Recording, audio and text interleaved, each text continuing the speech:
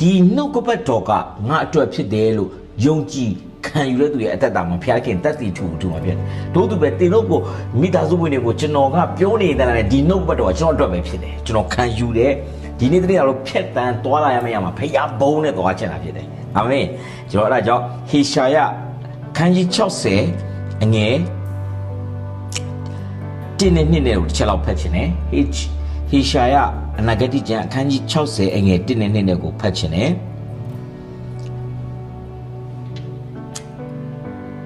တင်ထလောလင်းလောသီးအလင်းရောက်လာပြီခြာရဖျားဤဘုံတော်သည်တင့်အပေါ်မှာပေါ်ထွန်းလျက်ရှိကြည့်ရှုလောမှောင်မိုက်သည်မြေကြီးကိုဖုံးလွှမ်းလိမ့်မည်ထူထပ်သောမှောင်မိုက်သည်လူများကိုဖုံးလွှမ်းလိမ့်မည်သို့တော်လည်းတင့်အပေါ်မှာခြာရဖျားဤတင်းပေါ်မှာခြာရဖျားသည်ပေါ်ထွန်းတော်မူ၍ဘုံတော်သည်တင့်အပေါ်မှာထင်ရှားလိမ့်မည်အာမင်ဟာလေလုယာဖျားရှင်ကိုနာမတော်ကိုချီးမွမ်းရအောင်ဟာလေလုယာဖျားသခင်ရဲ့ဘုန်းတော်ကပဲကျွန်တော်တို့ကိုထင်ရှားစေတာဖြစ်တယ်ချစ်တော်မိသားစုဝင်တွေဖျားသခင်ရဲ့ဘုန်းတော်ကပဲကျွန်တော်တို့ထင်ရှားစေတာဖြစ်တယ်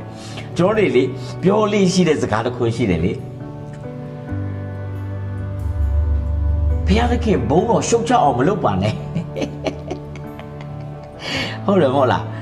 တချို့လူတွေမှားသွားတယ်အခါမှာဒီလူကတော့ဖျားဘုန်းတော်ရှုပ်ချစရာတွေလုပ်တယ်ဖျားဘုန်းကလေကျေးဇူးတော်ကြောင့်ကျွန်တော်တို့ကျွန်တော်တို့အပေါ်မှာပေးတဲ့ကျေးဇူးတော်ကိုနားလည်မှာသူ့ဘုံကကျွန်တော်တို့အလုံးလုံးပေးတာဖြစ်တယ်ကျွန်တော်တို့ရဲ့လုပ်ရက်ကဘုရားရဲ့ဘုံကိုရှုပ်ချလို့မရဘူးနားလေးစီချင်တယ်နော်ကျွန်တော်တို့တစ်ခါတည်းကျရင်လုပ်ရက်မားသွားတဲ့ခါမှာဒီလူကြောင့်ဘုရားဘုံကြပြီဟာဒါဆိုတော့ဝိမေလာကြောင့်ဘုရားဘုံကြမှာခဏခဏပဲဘာကြောင့်လဲကျွန်တော်တို့ကမကောင်းယေရှုကောင်းလို့ကျွန်တော်တို့ကောင်းလာတာအာမင်ကျေးဇူးတော်ဆိုတာအဲ့ဒါပဲကျွန်တော်တို့မကောင်းတဲ့အရာကိုကောင်းစေတာကျေးဇူးတော်အဲ့ဒါကြောင့်ဘုရားရဲ့ဘုန်းကကျွန်တော်တို့ပုံမှာပေါ်ထုံးမှုအတွက်ကျွန်တော်ကိုဗာလဲဘုန်းတော်ရှုပ်ချကျွန်တော်မနေအသက်ရှင်မှာကျွန်တော်နေလို့မနိုင်ဘူး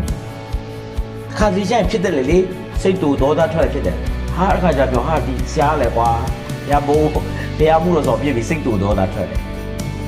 ဘုရားဘုန်းတော်ရှုပ်ချတယ်ဘုရားကလေကျွန်တော်တို့ကိုသူ့ရဲ့ကျေးဇူးတော်အပြင်သူ့ဘုန်းနဲ့အသုံးပြုနေတာဘုရားဘုန်းဘယ်တော့မှမကြပါဘူးကျွန်တော်တို့ကတော့လေအသုံးတော်ခံရတာကိုကျေးဇူးတင်ရမှာ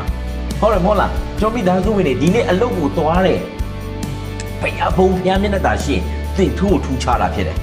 သင်ပြောတဲ့စကားထူးခြားတယ်သင်ရဲ့နေပုံထိုင်ပုံထူးခြားတယ်မိသားစုဝင်တွေရဲ့အသက်ရှင်ပုံထူးခြားလာတယ်အာမင်အဲ့ဒါကညီလို့မရဘူး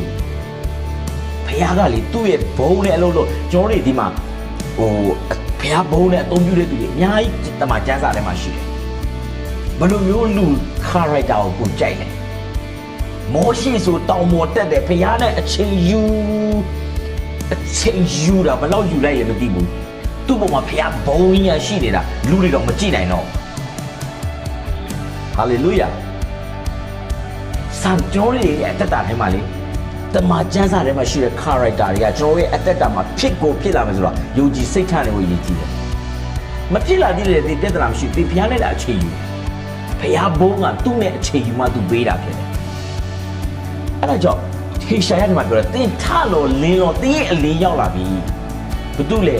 သင်ရဲ့အလင်းကရှင်ကဘာတူလဲသင်နေဖို့ရည်ကြည်တယ်အာမင်တခါတလေကြာရင်ကျွန်တော်တို့ဘုရားသခင်ကျွန်တော်ကိုဘုရားရဲ့ဘုန်းနဲ့ဗိတ်သိမ့်နဲ့ကျွန်တော်ကိုအသုံးပြုပါဘုရားဘုန်းနဲ့ကျွန်တော်အမှုတော်ဆောင်ခြင်းတယ်ကျွန်တော်ဆုတောင်းပူတယ်လေဘုရားသခင်မလှုပ်ချင်ဘူးလားလှုပ်ချင်တာပေါ့ကျွန်တော်တို့အဲ့လိုဆုတောင်းပြီးတော့မှဘုရားနဲ့အချိန်ယူအကျွမ်းဝင်ခြင်းမရှိဘဲနဲ့ Facebook လေးကြည့်လိုက် TikTok လေးကြည့်လိုက် Instagram လေးကြည့်လိုက်တယ်အဲ့လိုမျိုးနေလို့မရဘူးလေ